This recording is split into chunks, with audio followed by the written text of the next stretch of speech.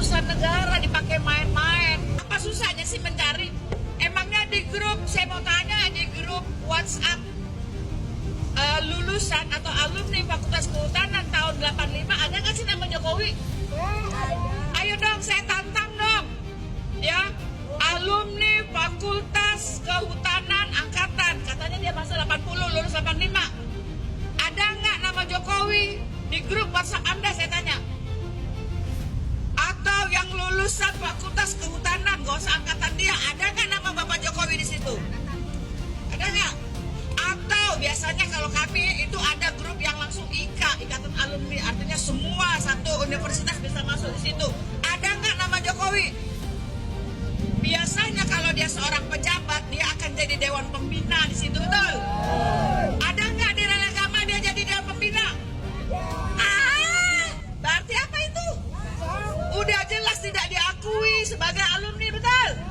Jadi jangan ngaku-ngaku, Pak.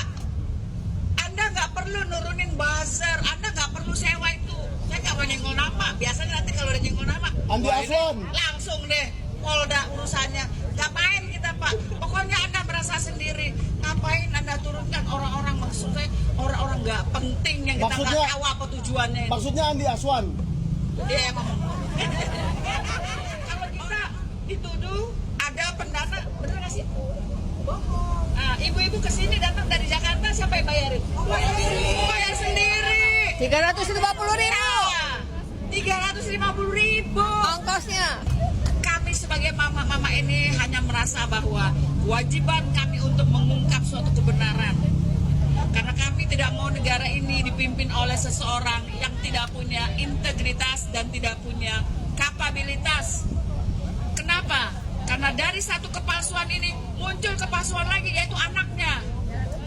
Nah, anaknya ini juga PR juga buat kita. Saya bingung, saya minta kepada semua orang yang ada di atas, maksudnya pejabat-pejabat gitu loh, tolonglah, ya, jangan sampai Anda tuh kayak seneng gitu loh jadi ABG, anak buah Gibran itu.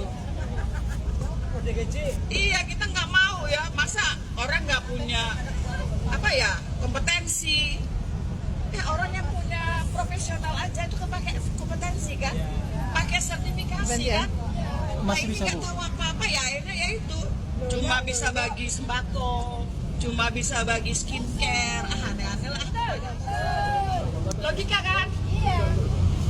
Kalau ijazah SMA-nya tidak ada, bagaimana mungkin ijazah S1-nya itu asli? Jadi kita tarik mundur dulu sehingga yang di Jakarta nggak perlu ribut lah, masalah 20 miliar lah, masalah 50 miliar. Emang nggak ada ijazahnya, repot amat, bener nggak? Ya kan? Kemudian hasil penelitian dari Bonatua, Silalahi, dengan hipotesanya, hasilnya adalah ijazah Jokowi tidak ada. Jelas kan? Jelas sekali.